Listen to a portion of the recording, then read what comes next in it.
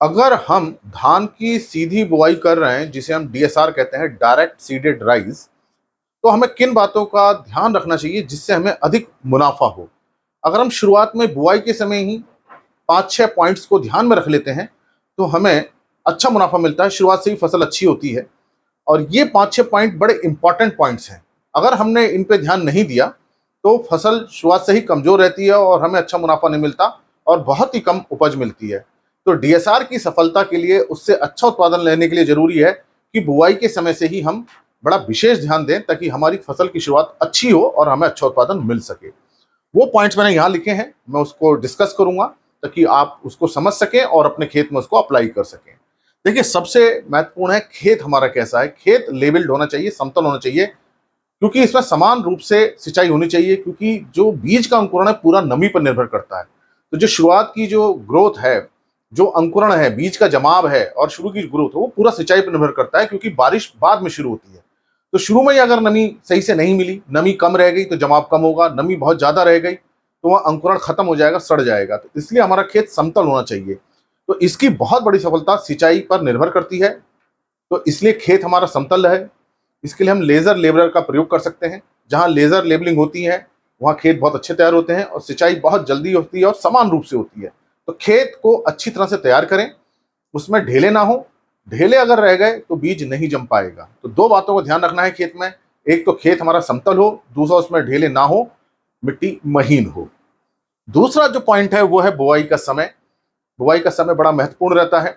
बारिश आने के बाद फसल हमारी खराब हो सकती है, क्योंकि सीधी बुआई करनी है, बीज को हमें सीधे बोना है, पपड़ी ना जम जाए या पानी ना भर जाए, इस बात का हमें ध्यान रहना होता है। तो जो सामान्यतः बुआई का समय रहता है उत्तरी भारत के क्षेत्रों में, ये 25 मई से लगभग शुरू हो जाता है और 15 जून तक हमें इसकी बुआई पूरी कर लेनी चाहिए। तो ये समय बिल्कुल सही चल रहा है डीएसआर का। धान की सीधी बुआई जिन किसान भाइयों को करनी है वो ये बिल्कुल सही समय है, इसमें इसको करें कि हम मई के अंतिम सप्ताह से प्रारंभ करके जून के प्रथम पखवाड़े तक इसको खत्म कर लें। बहुत जल्दी आप करेंगे तो गर्मी बहुत ज्यादा रहती है, उससे अंकुरण प्रभावित होता है।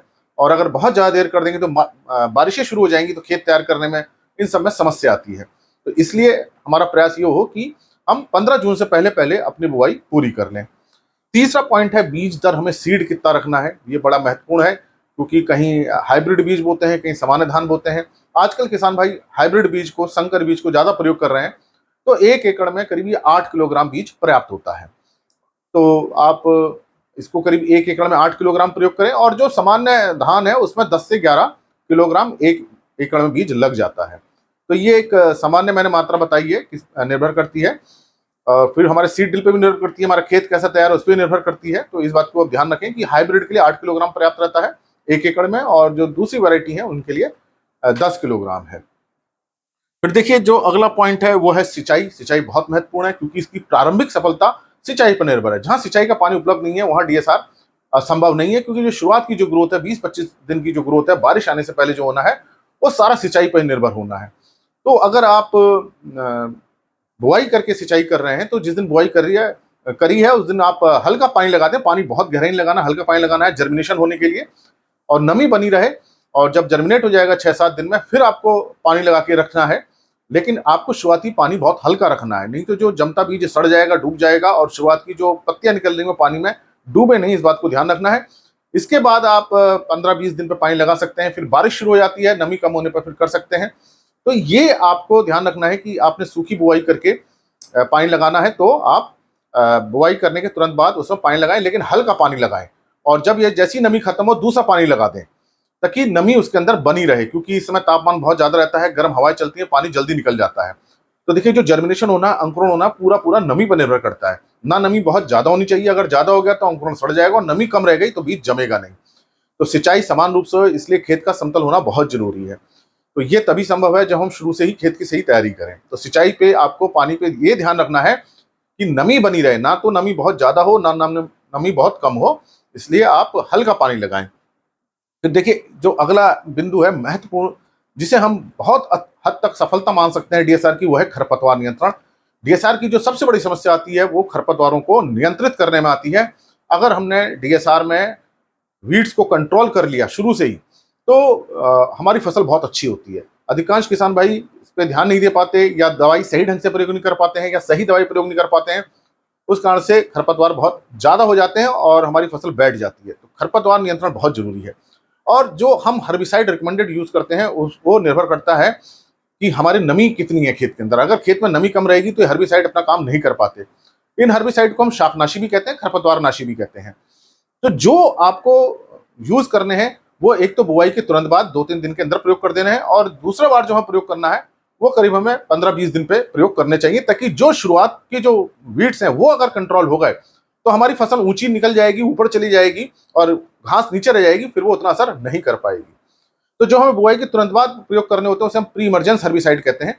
इसमें आप पेंडिमेथिलिन का प्रयोग कीजिए। पेंडिमेथिलिन की सफलता निर्भर करती है कि हमारा खेत कितना अच्छा तैयार है, ढेले ना हो, महीन मिट्टी हो और नमी हो। तो पेंडिमेथिलिन काफी हद तक शुरुआत में कंट्रोल कर लेती है और इसकी करीब 1200 से 1500 मिलीलीटर मात्रा प्रति एकड़ पर्याप्त होती है। तो पेंडिमेथिलिन का अच्छे ढंग से प्रयोग करें। दूसरा हर्बिसाइड जो हम यूज कर सकते हैं पेंडिमेथिलिन को अगर प्रयोग ना करना चाह रहे हो तो पायराजोसल्फोन है। पायराजोसल्फोन इथाइल जो है ये दवा आती है, इसको आप दवा प्रयोग कर सकते हैं। इसकी जो मात्रा 1 एकड़ में 40 से 60 ग्राम है। निर्भर करता है कि हमारी घास कितनी निकलती है। अगर घास हमारी कम रहती है, हमारा खेत ऐसा है कि कम घास आती है, तो आप 40 ग्राम प्रयोग कर सकते हैं। अगर अधिक घास वाला खेत रहा है, पहले अधिक घास उगती रही है, तो उसमें आप 60 ग्राम प्रति एकड़ तक दवा प्रयोग कर सकते हैं। तो ये दूसरी दवा मैंने आपको बताई, पायराजोसल्फोन। तो ये बहुत अच्छी दवा है, इसको आप प्रयोग कर लीजिए। बाजार में कई नामों से आती है। इसके बाद जो हमें हर्बिसाइड प्रयोग करना है, जो निकल रही है घास, उसमें बिसपायरिवेट सोडियम बहुत अच्छी दवा है। इसके और दूसरी दवाओं के साथ कॉम्बिनेशन भी आते हैं। तो बिसपायरिवेट सोडियम को आप प्रयोग करें। किसानों के बीच में नॉमिनी गोल्ड के नाम से बहुत फेमस है। तो ये दवा आप प्रयोग कर सकते हैं 80 से 100 मिलीलीटर प्रति एकड़। लेकिन इस दवा को आपको 15 से 20 दिन पर प्रयोग करना है। लेकिन इसमें भी नमी होनी चाहिए, नमी की कमी नहीं होनी चाहिए। आजकल बिसपायरिवेट सोडियम के साथ बहुत सारी दवाएं प्लस लिख करके आती हैं, मतलब कॉम्बिनेशन है, रेडीमेक्स है।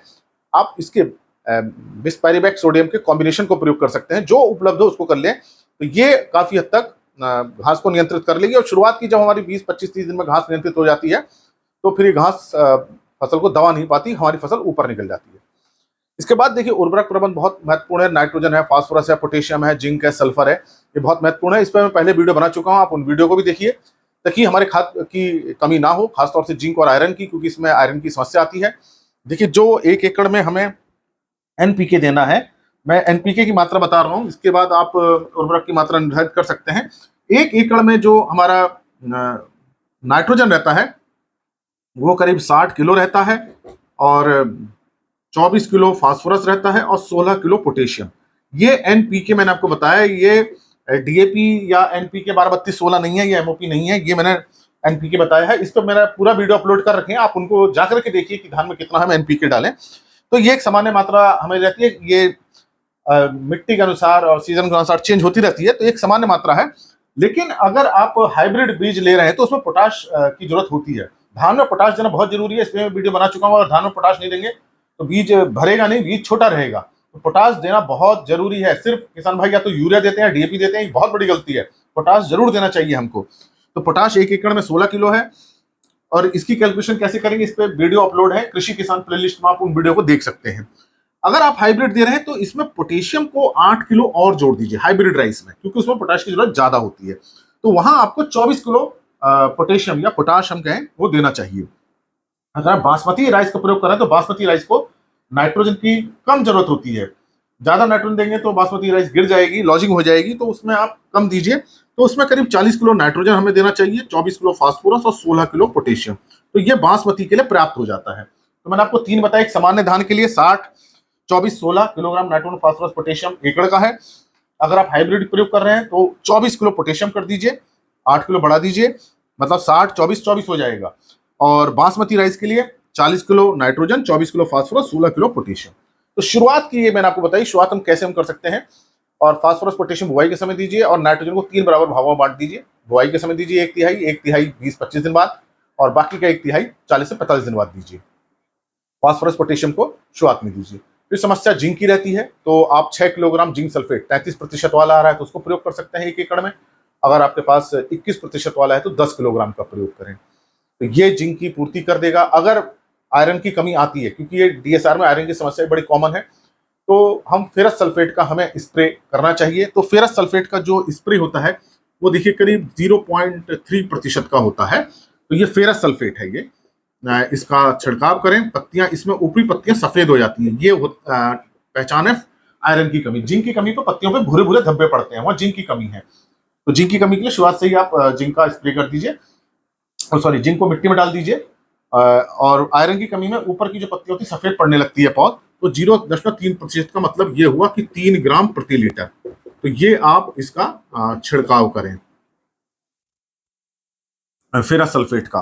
अगर हम जिंक की कमी आ रही है तो जिंक सल्फेट अगर हमारे पास 33% वाला है, इसको हमें ध्यान रखना है, 33% वाला है तो हमें इसको 0.3% का छिड़काव करना चाहिए, मतलब कि 3 ग्राम प्रति लीटर।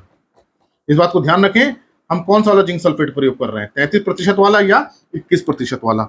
अगर जिंक सल्फेट 21% वाला आप प्रयोग कर रहे हैं तो फिर इसको 0.5% का प्रयोग करें, मतलब कि 5 ग्राम प्रति लीटर पानी में इसको घोलें।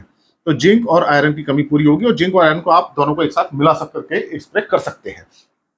तो इस बात को ध्यान रखें कि आयरन की कमी में फेरस सल्फेट का छिड़काव करना है, जिंक की कमी आने पर जिंक सल्फेट का छिड़काव करना है। मैंने मात्रा आपको बता दी है, और जिंक और सल्फर का कैसे हम न्यूट्रिशन दें, कैसे छिड़काव करें, कितना हम प्रयोग करें, उस पर ऑलरेडी वीडियो बने हुए हैं। कृषि किसान प्लेलिस्ट पे आप उर्वरक प्रबंध धान में और देख सकते हैं, आपको उससे और ज्यादा सहायता मिलेगी।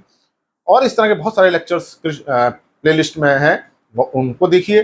और भी दूसरी प्लेलिस्ट हैं जो एग्रीकल्चरल कोर्स से रिलेटेड है, आप उनको भी देख सकते हैं।